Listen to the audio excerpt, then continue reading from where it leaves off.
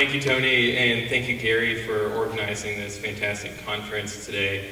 I hope that this is the first of many very successful conferences we have here in Dallas. Dallas is in the middle of the United States. It makes sense to do a conference here rather than on one of the coasts. Today, I'm going to be speaking about Bitcoin governance, and I think the first question that would come up is, why do we care? Thankfully, Saifedean just spent an hour explaining why we care. We care because Bitcoin enables sound money, and we can't have sound money if the form of governance lends itself to being corrupted and leading to inflation. So we're going to explore, why is it that Bitcoin's governance is so resilient to attempts to modify Bitcoin's rules. Well, actually, I wanted to, Michael Goldstein put it, and this echoes Saifedean, that sound money is a foundational pillar of civilization, and Bitcoin restores this powerful tool for social coordination. And I think that if Bitcoin's governance model is flawed, which critics have accused it of being flawed, and often it's to promote their own altcoin that has a different form of governance, then we should explore how it's flawed and try to fix it, because I think that if civilization's future is riding on this technology, we should be trying to optimize the form of governance. And the conversations about Bitcoin's governance are always centered on who's in charge, whether it's the VC-backed businesses, or the miners, or the developers, or the nodes. The ongoing debate about Bitcoin's governance is who's in charge, whereas the actual purpose and the mechanics of governance are just implied or not discussed at all. And views on whether governance is effective or not are just driven by who won the debate or lost the debate rather than the adequacy of the decision-making process itself. So, what is Bitcoin governance? Bitcoin governance is the process by which a set of transaction and block verification rules are decided upon, implemented, and enforced, such that individuals adopt these rules for verifying that payments they received in transactions and blocks fit their personal subjective definition of what is Bitcoin. And then if two or more individuals adopt the same set of validation rules, and so they have the same subjective view of what is Bitcoin, they form what's called an intersubjective social consensus of what Bitcoin is. So this is troubling for a lot of people who want to have an objective definition of what is Bitcoin. Well, surely, it's whatever's written in the white paper, or we can find some kind of measure of how much hash rate there is, or things like this. And I think that the problem with trying to have an objective measure of what Bitcoin is that inherently makes Bitcoin centralized. Because now you've reduced Bitcoin down to one variable. And if Bitcoin is to have any chance to withstand the barrage of inflationists that want to increase that 21 million Bitcoin cap, it has to be decentralized. Its definition has to be decentralized, and thus it has to be driven by the subjective views of everyone in this room and everyone outside of this room. And so far, that's actually been working pretty well. So, what is the purpose of Bitcoin's governance? There's different views on what Bitcoin governance should be optimizing for. Matt Corallo argues that trustlessness is the most important property of Bitcoin. He defines it as the ability to use Bitcoin without trusting anyone but the open source software you run. And without the property of trustlessness, in his view, all the other positive things that we might optimize for are jeopardized. And the opposite view, or not the opposite view, an alternative view from Daniel Krewis is that governance maximizes the value of Bitcoin. And that's kind of what it de facto optimizes for. He states that the general rule about Bitcoin upgrades is that upgrades which increase Bitcoin's value will be adopted, and those which do not will not be adopted. So I think that these two views are kind of means versus ends arguments, or in philosophy, deontological versus consequentialist ethics. And my bias is towards the trustlessness argument. I think that throughout monetary history, and Saifedean could talk about this, from ancient coin producers to modern central banks, trusting others to produce money has resulted in abuse of that trust. And we simply just cannot trust a third party to be in charge of how much money gets created. So I think that trustlessness is just table stakes for Bitcoin. On top of that, you could see scenarios where if we compromise on trustlessness a little bit today, we can increase Bitcoin's value a lot in the short run. For example, by being able to process billions of transactions. And then, before you know it, the whole system becomes centralized and loses its property of trustlessness, and now we've dramatically impoverished Bitcoin and reduced its value. So I would argue that there can be local optimizations that cause a global suboptimal outcome. And then there's just no evidence that Bitcoin's price has been correlated with upgrades to the Bitcoin protocol. Perhaps Bitcoin's fundamental value is affected by upgrades, but Bitcoin is so illiquid and volatile today that the price does not reliably reflect fundamental value. And if we can't observe the consequences of an upgrade on Bitcoin's value, then I think that the consequentialist approach of value maximization seems inadequate. So before we can evaluate whether Bitcoin's governance is delivering trustlessness, we should go through and describe how it works. So the Bitcoin governance process maintains a set of verification rules. At a high level, this long set of verification rules covers syntax, data structures, resource usage limits, sanity checks, time locking, reconciliation with the memory pool and main branch, the Coinbase reward and fee calculations, and block header verification. Amending these rules without trade-offs is no easy feat. They all kind of rely on each other and build up to be an entire peer-to-peer network. The block header verification rules in particular are the most important because those are the rules that determine how proof of work functions. So most of these rules were inherited from Satoshi Nakamoto, and some have been added or amended to address bugs and denial of service vulnerabilities.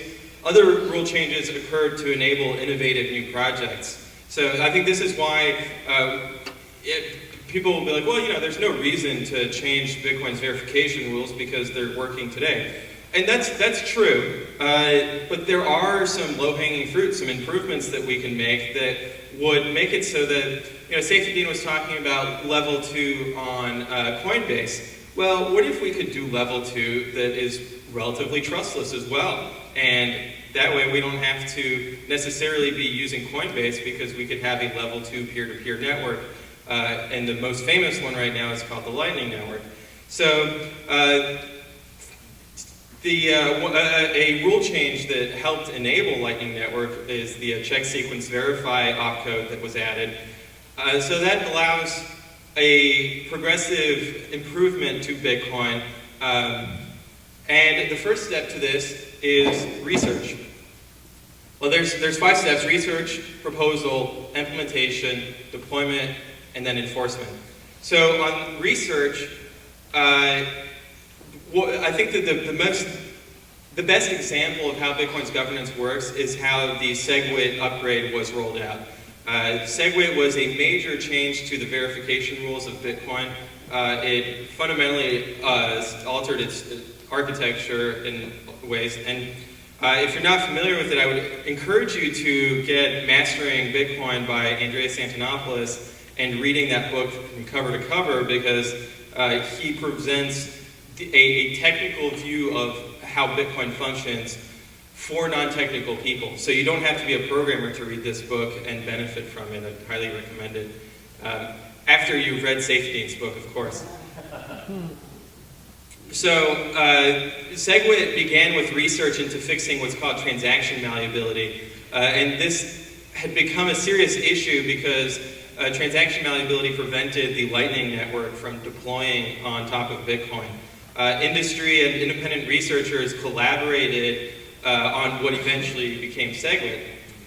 So this works very well for SegWit, but in other cases there have been criticisms about the research process. There's occasionally a disconnect between what the researchers want to research, because we have to keep in mind this is decentralized, right? So it's not like the researchers get a memo from the CEO that, hey, next quarter we're going to be researching how to do X, Y, and Z. No, it's grassroots, and so it's driven by what researchers are interested in. This means that there can be a disconnect between what the researchers are interested in and what the users are interested in, or what would be good for the network and its properties.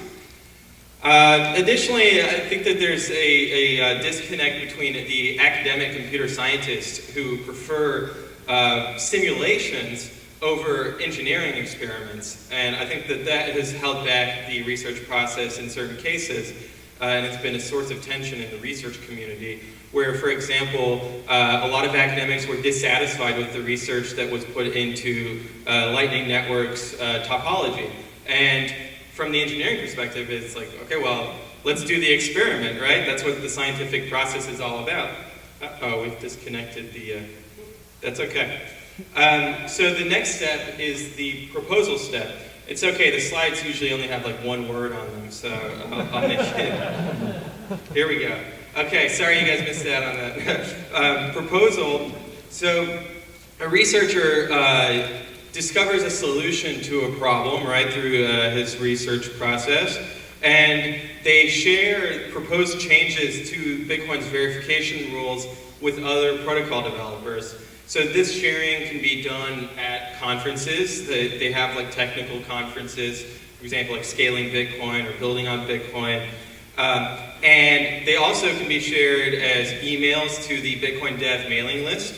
It could be a formal white paper, or what's called a Bitcoin Improvement Proposal, a BIP, which is kind of a formalized way of explaining what your motivations and what the specifications of the changes that you want to make look like.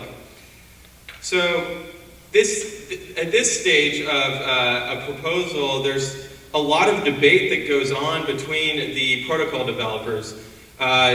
Each of these people is strongly opinionated. They are very disagreeable in their personality. I think that Bitcoin selects for that.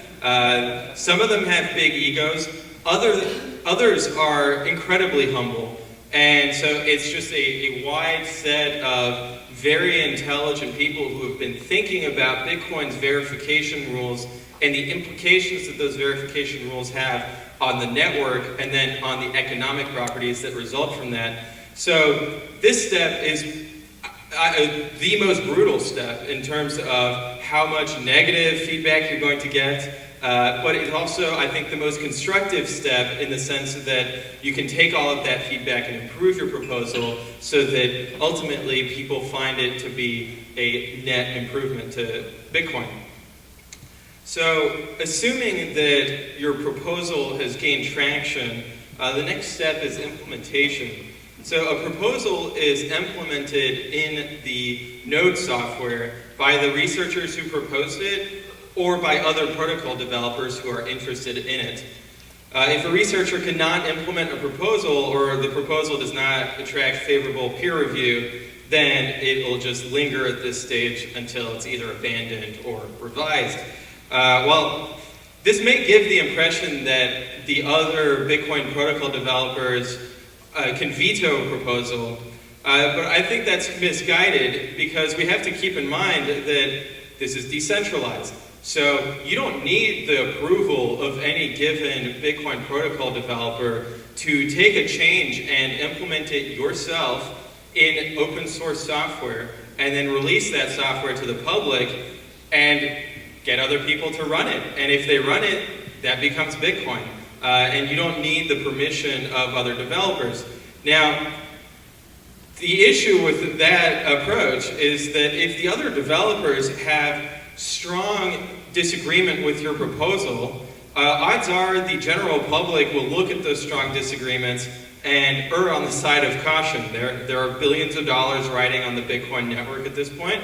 It's functioning very well. So there is a bias towards not making changes if they are controversial.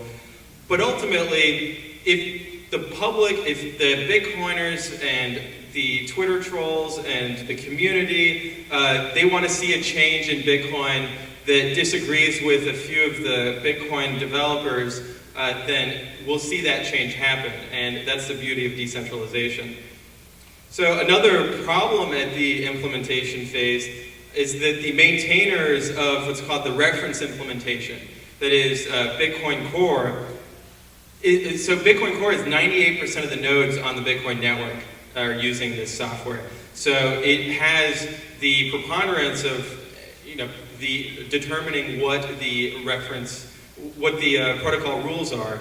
And the maintainers of this reference implementation, Bitcoin Core, they won't merge in an implementation of a rule change if it's widely seen as contentious within either the community or among the developers or businesses.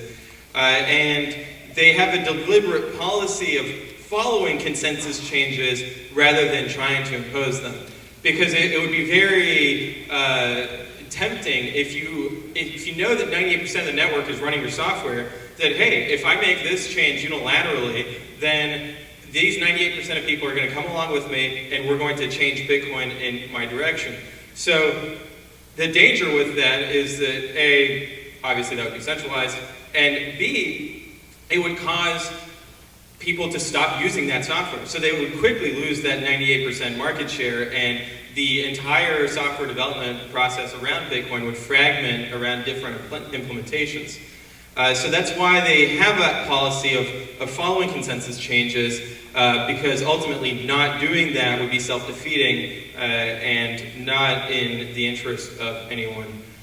So the reference implementation Bitcoin Core is the direct successor of Satoshi's code base.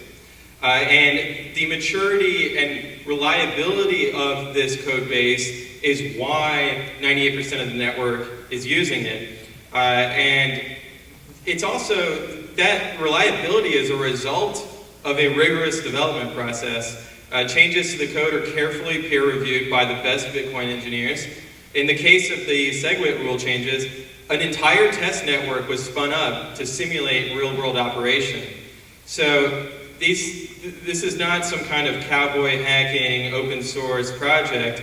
There's a lot of thought and review that goes into every single line of code that is being changed to make sure that they improve Bitcoin rather than undermine it. Now, as I was saying earlier, you can route around. You don't have to use the reference implementation, right? So we saw this last year with a movement within the Bitcoin community called UASF, User Activated Software. And they basically wanted to overrule the miners who were not implementing SegWit, and the Bitcoin Core developers refused to merge in UASF into their code base because from their point of view, the miners the system was functioning fine. And if a constituency within Bitcoin doesn't want to implement a change, then so be it, let's not rock the boat.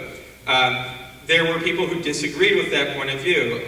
One of them, his pseudonym is Shaolin Fry, disagreed so strongly that he went out and wrote his own code and then released it to the public and said, hey, if you want SegWit, which is going to enable the Lightning Network, download my node software, don't download the reference implementation. Now granted, his code was just a modification to the reference implementation because this is all open source and you don't need to reinvent the wheel every time you want to release the node software. And sure enough, that picked up a tremendous amount of steam, to the point that it was a standoff between the miners and the community that ultimately UASF prevailed and SegWit got activated. So it goes to show that the reference implementation and the developers and the maintainers around it are not gatekeepers in a traditional sense, because it's so easy to copy the code as open source and release your own implementation.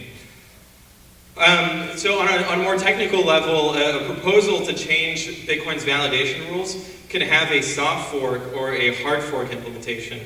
Some proposals can only be implemented as a hard fork. A soft fork implementation is what's called forward compatible. So with a soft fork, the pre-fork nodes, that is the people who have not upgraded their software, they don't need to upgrade their software in order to continue validating the consensus rules as they existed before the soft fork. However, these nodes that have not upgraded, they're not validating rule changes made by the soft fork. So, it's for each person to make up their own mind as to whether they upgrade their software or not. Generally a good idea to do so. A hard fork is forward incompatible, and the pre-fork nodes will end up on a different network than the quote upgraded nodes. And we saw this, for example, with the Bitcoin Cash hard fork, where people were running changes to the rules, to Bitcoin's validation rules, that were just simply incompatible with the rest of the network, and it naturally partitioned off and became its own currency and its own community. So there's been controversy about the effects of hard and soft forks, both on the network and on the users. Soft forks are seen as being safer than hard forks. In fact, Bitcoin, in modern Bitcoin history, has only ever done soft forks. We haven't seen a Bitcoin hard fork where essentially Bitcoin's consensus came with it. Because the Bitcoin Cash hard fork did not have Bitcoin's social consensus follow that change in the rule set, which is why they're listed as BCH on exchanges and not as BTC. But it's not outside of the realm of possibilities that we would see a hard fork that would indeed have Bitcoin go along with it. We saw this with Ethereum several years ago when they hard forked. The social consensus went with the hard fork, and the other fork, the original chain, became Ethereum Classic and traded under a different ticker symbol. So there is debate about whether Bitcoin can hard fork or not. Some people argue that Bitcoin will never hard fork unless it's an emergency security situation or it's fixing a bug. For example, there's a bug that makes it so that Bitcoin must hard fork before the year 2100, otherwise there's an issue with the dates, kind of like we had with Y2K. So we've got 72 years to figure this out, and hopefully I'm around for that hard fork. That would be great. So the reason soft forks are seen as safer is because they don't require an explicit opt-in. But this can also be seen as coercive. So some users view it as like they had SegWit imposed upon them against their will. And someone who disagrees with a soft fork must hard fork to reverse it. So it imposes a cost on them that could be seen as unfair. Now, once the proposal has been implemented as a soft fork or a hard fork, there's the deployment phase. Users must be persuaded to use the node software that implements these new verification rules. And not all users are equal in their importance in terms of what node software they run. For example, the node software that Coinbase runs has hundreds of thousands, if not millions, of retail investors who are only marginally interested in Bitcoin and have not put any thought into why this even works at all. And some of them don't even know that there's only 21 million Bitcoins. So anyway, they delegate all of their decision-making to Coinbase, and then Coinbase decides which node to run for them. And it's the same thing for block explorers, for example. When you go use a block explorer you're relying on their node, you're trusting them to be providing accurate data. So there's that, and then if you own a lot of Bitcoins on your cold storage, on your paper wallet, or however you decide to store your Bitcoins, and you're using a node to validate that Bitcoins that you receive are actually Bitcoins, you're going to have more weight in this than someone who just has a couple of Satoshis that they are verifying. So it's not a democracy of one node equals one vote, but rather because it's a social consensus, and as we know, in the realm of social relations, there's inequality. We see this replicated in Bitcoin as well. And exchanges also have the ability to choose which set of validation rules belongs to which ticker symbol. So I was talking about, BTC versus BCH, or ETH versus Ethereum Classic, etc.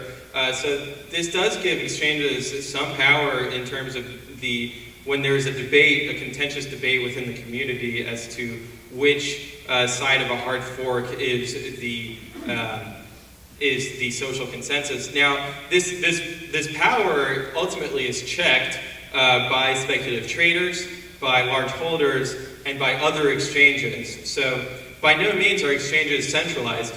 In fact, one of the huge criticisms of the Bitcoin market is how fragmented liquidity is across all these different exchanges. So I think that this is a particularly robust part of Bitcoin's governance, is how decentralized the trading of Bitcoin is among exchanges and then OTC brokers, local Bitcoins, etc. So individual users can signal on social media that they're using a certain version of the node software. And we saw this with UASF. Everyone was using hashtag UASF to show that they were running a node that had this a different set of validation rules. And then we saw the same thing in kind of in reverse with the hashtag Node2X, which was that people were signaling that they're not running the quote upgrade of Bitcoin, and they have rejected this corporate takeover.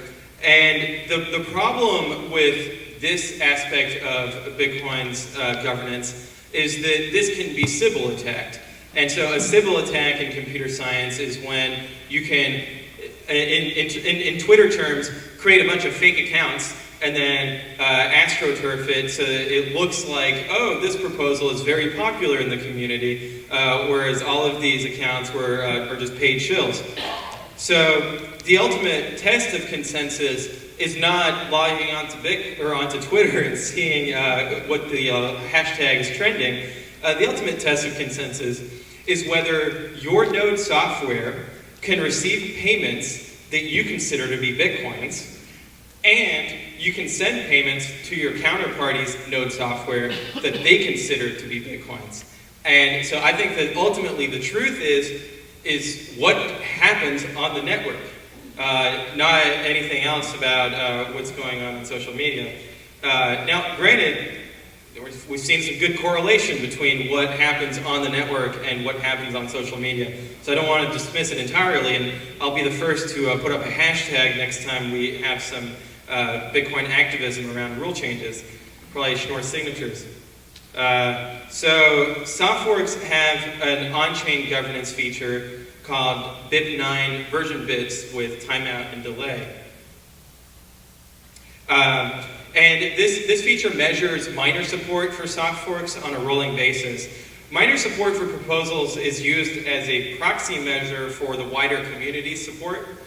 Unfortunately, this proxy measure can be inaccurate due to mining centralization and also conflicts of interest between miners, users, developers, etc.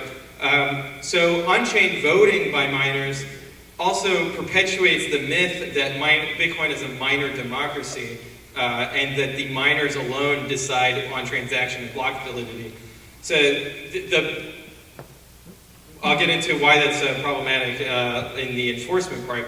And then BIP9 is useful only to the extent that we recognize and accept that there are limitations to this proxy measurement of Bitcoin's governance. So the next step is enforcement. Changes to the validation rules are enforced by the decentralized peer-to-peer network of fully validating nodes. Nodes use the verification rules to independently verify that payments received by the node operator are invalid Bitcoin transactions and are included in valid Bitcoin blocks. Nodes will not propagate transactions and blocks which break the rules. In fact, nodes will disconnect and ban peers which are sending invalid transactions and blocks. One of my favorite pseudonymous Twitter accounts, Stop and Decrypt, describe this as Bitcoin is an impenetrable fortress of validation. If everyone determines that a mined block is invalid, then the miner's Coinbase reward and fees are worthless. So the role of miners in all of this is to provide a timestamping function secured with proof of work. The amount of hash rate provided is based on the cost of hardware and electricity on one hand, and the revenue from the Coinbase reward and fees on the other hand. Miners are mercenaries. They will mine whatever is profitable. And in the past, they have provided their timestamping function without full rule validation.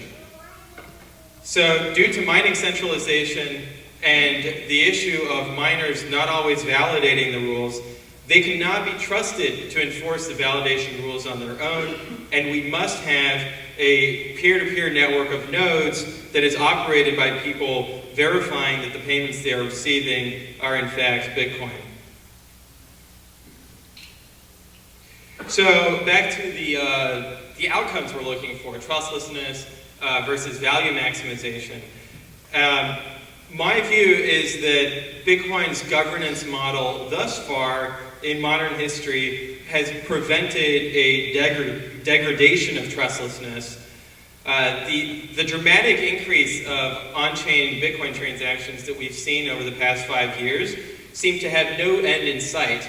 And part of the reason for that is that Bitcoin transactions are a negative externality on Bitcoin nodes who have to store these transactions, verify these transactions in perpetuity, and the nodes are not compensated. People run nodes because they subjectively want to verify that the money that they're receiving is actually what they are expecting, but they're verifying everyone else's transactions at the same time to maintain the trustlessness of Bitcoin.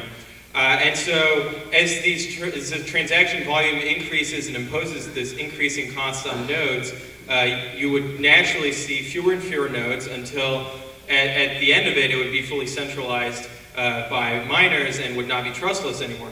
So if Bitcoin's governance had not been resistant to last year's miner signaling for a doubling of what's called the maximum block weight, which is the maximum number of transactions you can have in a block, a precedent would have been set for valuing transaction throughput above trustlessness. So I think that on the trustlessness argument, Bitcoin's governance has been flawless. Now, on the increasing Bitcoin's value area, I think that there's a lot of debate in the community as to whether that has been effective, in the sense that we saw a massive rise in the number of altcoins and their valuations. And at the same time, though, we saw Bitcoin's value dramatically increase. So clearly it wasn't a substitution effect. There's something else going on. Now, Bitcoin's price has gone up along with the robustness of its governance, but I don't think that we can establish a causal relationship. It seems to be an endogenous process driven by trader psychology, not technological fundamentals. A great example of that is if you look at the altcoins that basically are entirely centralized, have no underlying technology. The white paper was copy-pasted. I won't mention names, but Tron is an example. They are trading at wild valuations. So clearly there's a disconnect between today's price and the underlying technology and also the underlying properties of these networks. But I think that time will sort that out.